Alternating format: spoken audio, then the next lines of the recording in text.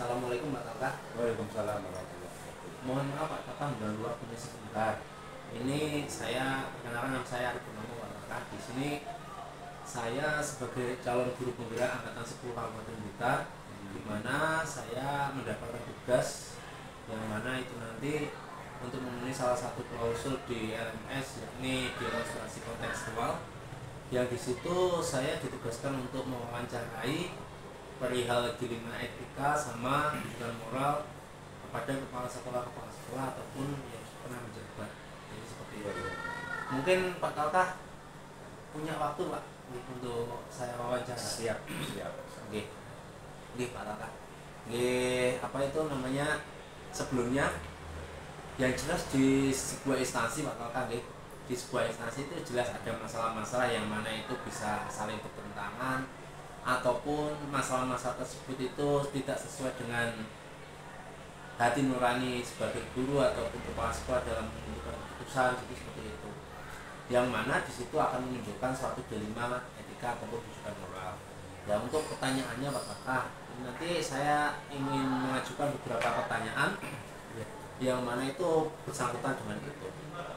Untuk yang pertama, selama Pak Kakak kemarin menjabat, bagaimana Bapak itu bisa mengidentifikasi Pak?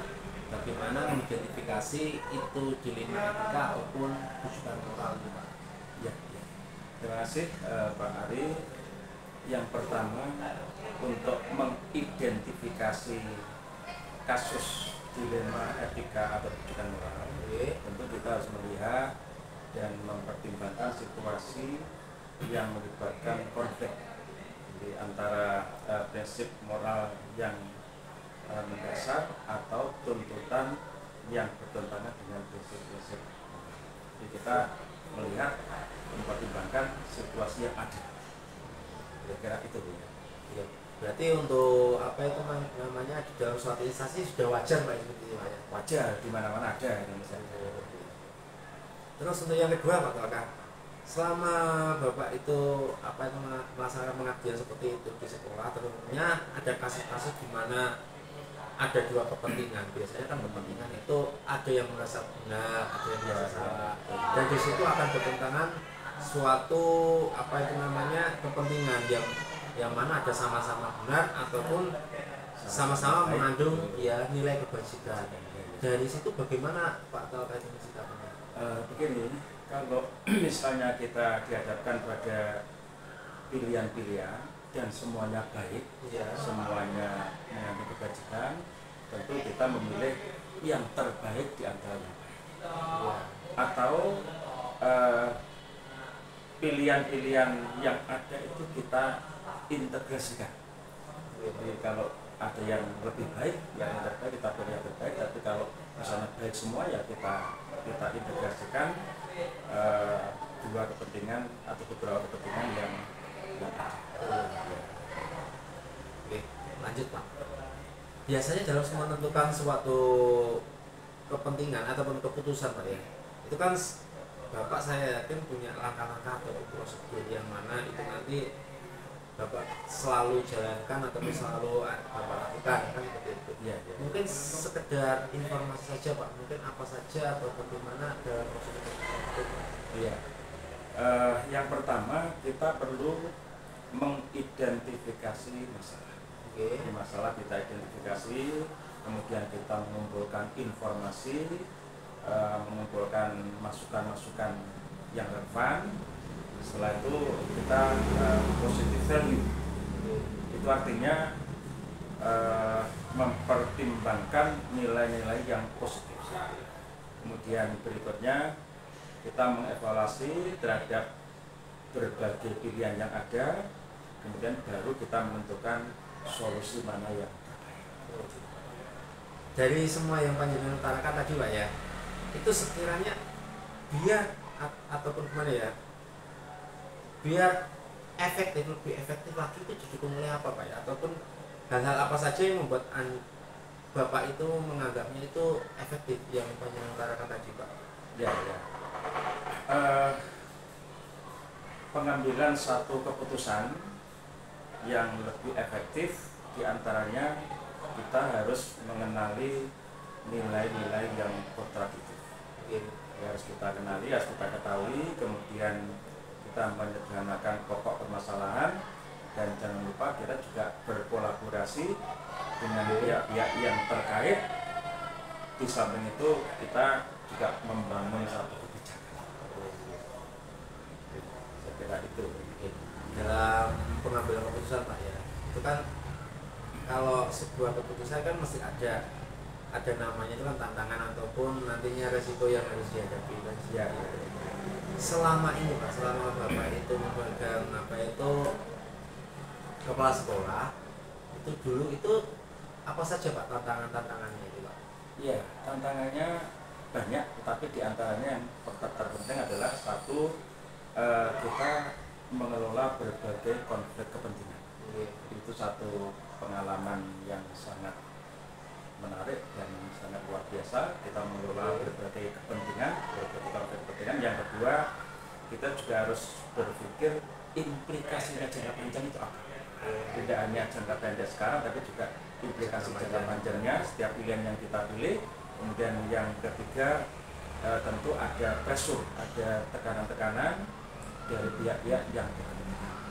Itu satu tantangan, dan selaku pimpinan, selaku kepala sekolah ya kita harus siap menghadapi semua itu. Oh gitu. Gini.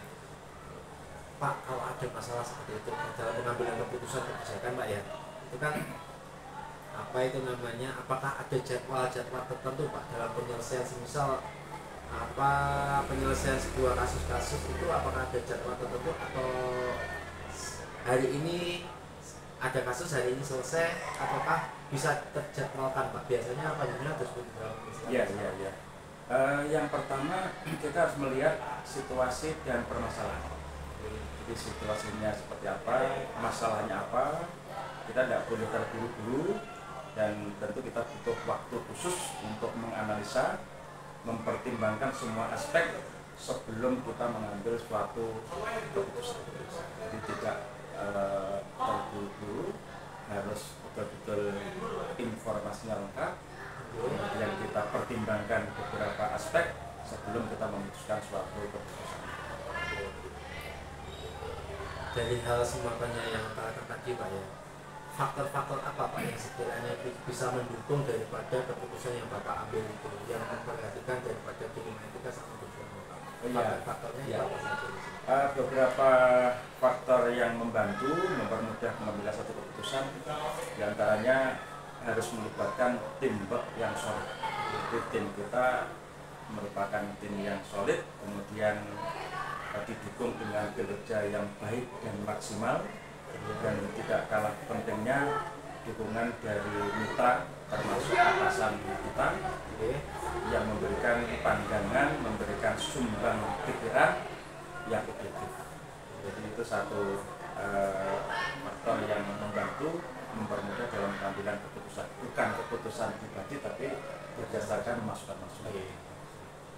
Oke Pak, ini yang terakhir Pak, dari semua hal yang Bapak tadi utarakan ya, mungkin pelajaran apa Pak yang bisa kita ambil yang tentunya nanti apa itu membuat saya pribadi ya nantinya, ya jelas kan kalau calon guru penggerak itu kan memang dari pemerintah sendiri kan mempersiapkan suatu pemimpin masa depan yang nantinya bisa Bapak sharingkan kepada saya atau bagaimana, terus hal-hal yang bisa Bapak petik dari semua rangkaian tadi itu apa Pak?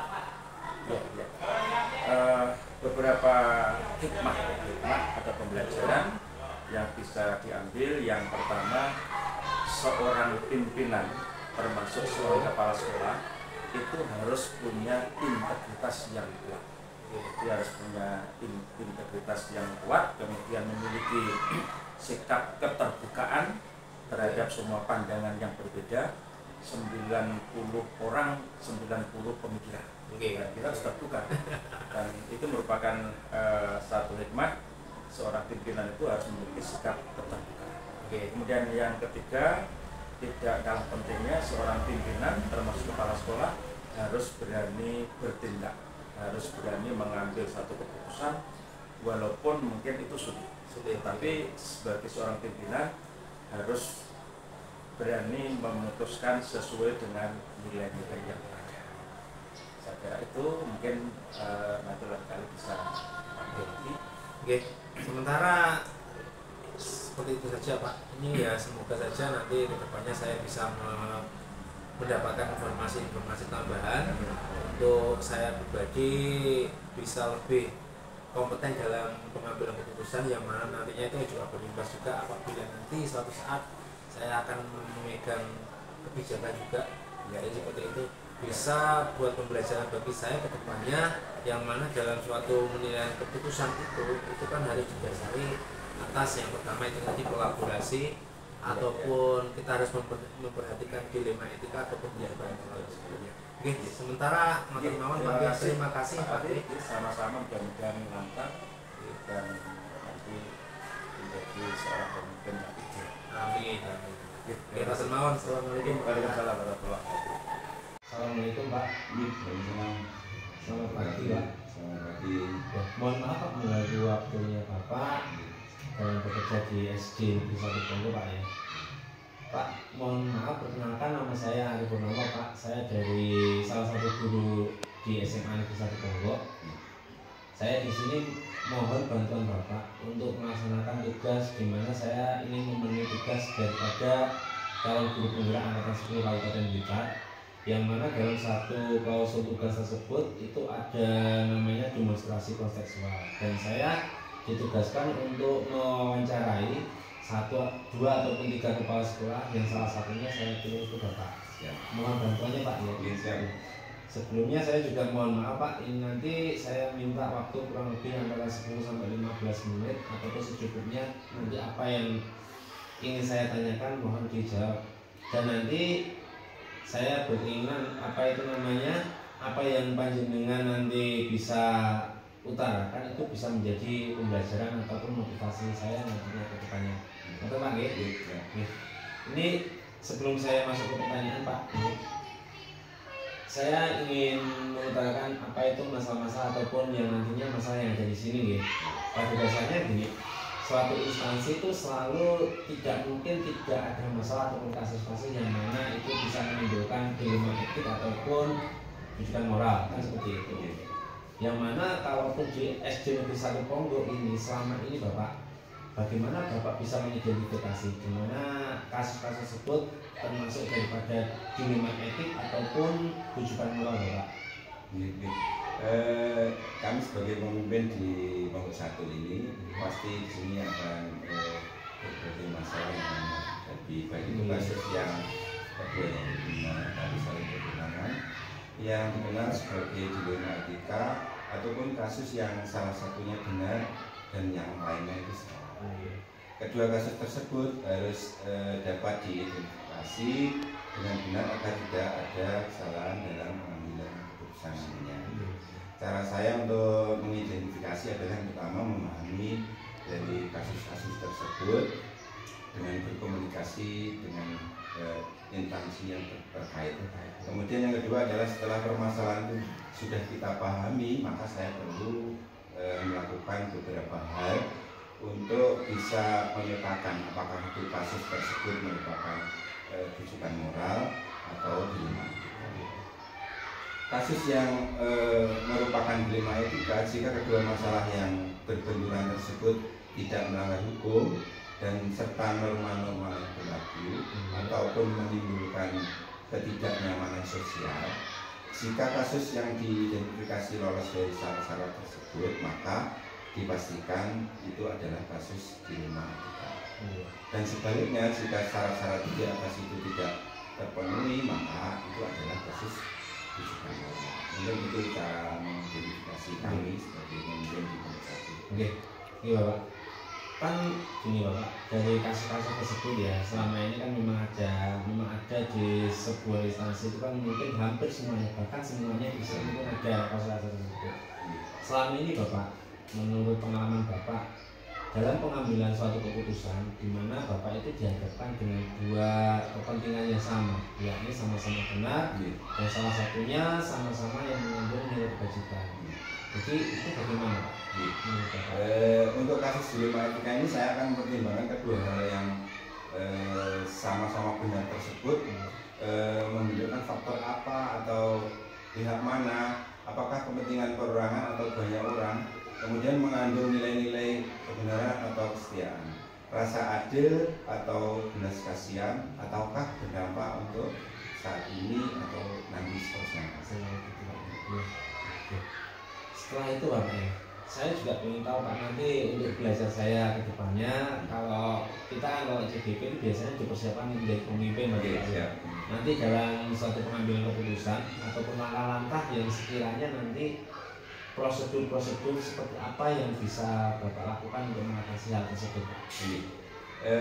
Untuk mengambil keputusan itu suara hati yang menalar harus sejalan untuk memilih kebenaran yang paling kecil, kemudian ibaratnya dan besar manfaatnya nantinya.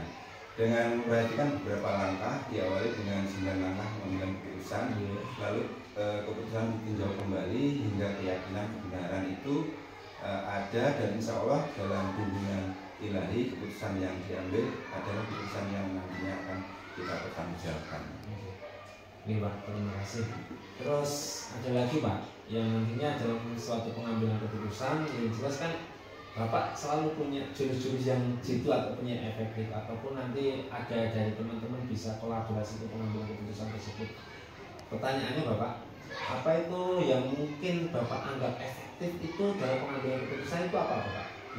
Dalam pengambilan keputusan dengan dilema etika ini, hal yang paling efektif adalah perlu dilakukan dengan mengenali ada nilai-nilai yang bertentangan dengan menyederhanakan pokok-pokok masalah.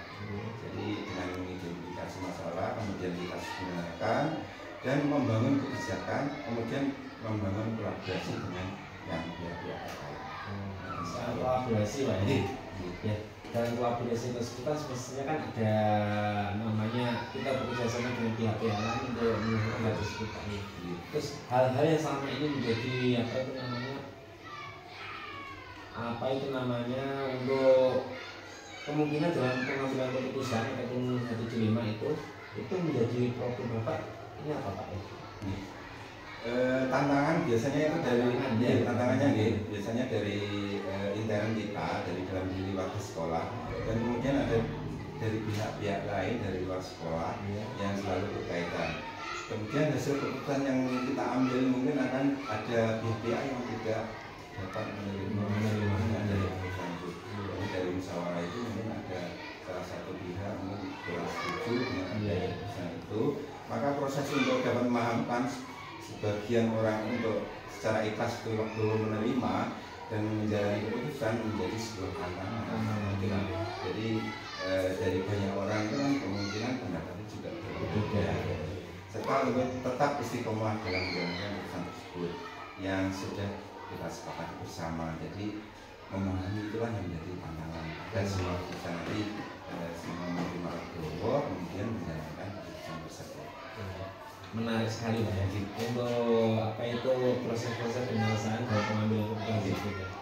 Bapak, dalam pengambilan keputusan tersebut Pak, sekiranya apakah itu terjadwal ataukah mungkin ada nanti Bapak perlu masukan-masukan dari orang lain ataupun langsung ditempatkan sama lain Pak? Setiap permasalahan itu kita selesaikan dengan prosedur yang sesuai. Kalau tentang jadwal itu kami tidak bisa menjadwalkan karena kasus-kasus itu sewaktu-waktu kan akan muncul. Tidak misalkan kita menjadwalkan untuk besok kasus ini ternyata muncul kasus yang lain. Dimulai dari masalah tadi kita membuat daftar, kemudian fakta yang relevan, kemudian kita identifikasi apa saja yang pilihan dari kasus ini, baru membuat keputusan dengan menghargai konsep dan prinsip etika yang universal seperti adil, kemudian jujur, kemudian syukur, peduli dan sebagainya. Jadi tidak ada jadwal tertentu dalam menyelesaikan sebuah kasus. Prioritas kasus mana yang perlu diselesaikan secepatnya tergantung dari jenis kasus dan pentingnya kasus tersebut diselesaikan secepatnya agar tercipta lingkungan sekolah yang sehat, kondusif buat semua warga sekolah itu menjadi prioritas masyarakat. Berarti Bapak memprioritaskan yang mana itu responsif, kalau responsif biasa kita selesaikan terlebih dulu. Kalau ini tidak nanti kan ya kita bisa kolaborasi dengan Betul. Ya Pak, lanjutnya Pak, untuk fakta-fakta ataupun daripada dalam pengambilan keputusan itu Bapak itu kan selalu ada, mungkin ada beberapa kasus yang mana itu bisa Bapak selesaikan sendiri, ada yang tidak bisa selesaikan oleh Bapak sendiri. Bagaimana Pak mencikapi hal tersebut Pak? Dalam mengelola emosi yang baik dari memahami tentang teori-teori pengambilan keputusan sebagai seorang pemimpin menjadi faktor yang mudah untuk membantu pengambilan keputusan sebagai seorang pemimpin. Jadi fungsi manajerial akan saya gunakan dalam komunikasi yang baik dengan semua warga sekolah, kemudian kolaborasi dengan stakeholder sekolah serta mitra sekolah, kemudian memfasilitasi sarana dan prasarana untuk menciptakan iklim yang kondusif. Ya Pak, mungkin kalau dari iklim kondusif semua instansi juga memimpikan seperti itu. Iya, betul. Terus paling penting. Iya. Terus dari hal itu semua Bapak ya, apa itu yang telah Bapak utarakan tadi, pembelajaran apa Pak yang sekiranya itu menjadikan Bapak itu bisa belajar dalam mengambil keputusan, ataupun pengalaman dari pengalaman apa yang bisa membuat Bapak itu dalam mengambil keputusan? Dari pembelajaran yang kita ambil dalam mengambil keputusan itu adalah kami dapat melatih kita untuk menyelesaikan masalah secara profesional. Jadi dengan menyelesaikan masalah itu ternyata kita tidak bisa sendiri, melibatkan dari berbagai pihak yang terkait, sehingga nanti dalam keputusan itu nanti kita itu akan bisa semuanya menerima, kemudian membuat sekolah yang lebih bagus. Kemudian membuka cakrawala baru bahwa pengambilan keputusan itu dilema etika maupun kesukaan moral, semuanya itu harus mempertimbangkan dan mengambil kondisi dan universal. Jadi menurut semua kita itu harus terlibat, nanti tahu, kemudian kalau sudah diputuskan nanti semuanya dalam merasakan keputusan itu. Dengan melakukan pengujian lalu dilakukan pengujian dengan benar, lawan benar, maka kita dapat menentukan paradigma apa yang akan kita pilih, sehingga keputusan yang bisa kita ambil sesuai dengan disiplin dari pihak murid atau semua pihak yang ada di sekolah. Jadi masih dari pembelajaran yang saya ambil dalam pengambilan keputusan tersebut. Oke Pak, ini menarik sekali Pak juga. Yang jelas tadi kan dari pengalaman Bapak yang nantinya mungkin bisa saya ambil, yang mana bisa saya menjadikan contoh Pak. Mungkin ya suatu saat ya namanya orang kita nggak tahu nasib orang seperti apa Pak ya. Ya kemungkinan nanti kalaupun ya Tuhan menjadi juga, kalau saya menjadi pemimpin, sedikit banyak yang diterangkan Bapak tadi akan menjadi pembelajaran dari saya Pak dalam pengambilan keputusan, yang mana apa itu dalam pengambilan keputusan itu juga kita mempertimbangkan daripada dilema etika atau keputusan moral. Kita bisa memilih ataupun di sini masuk dilema etik ataupun keputusan moral. Maaf Pak, ini sepertinya mungkin dari apa itu pertanyaan saya tadi yang saya sudah tulis itu sudah selesai. Terima kasih banyak Pak atas partisipasinya dalam saya dalam pemenuhan tugas daripada bergerak dalam wawancara yang dapat kepala sekolah, yang mungkin nanti bisa bermanfaat bagi tentunya bagi saya pribadi dan mungkin teman-teman saya di kemudian ini. Terima kasih. Terima kasih. Sama-sama. Waalaikumsalam warahmatullahi wabarakatuh.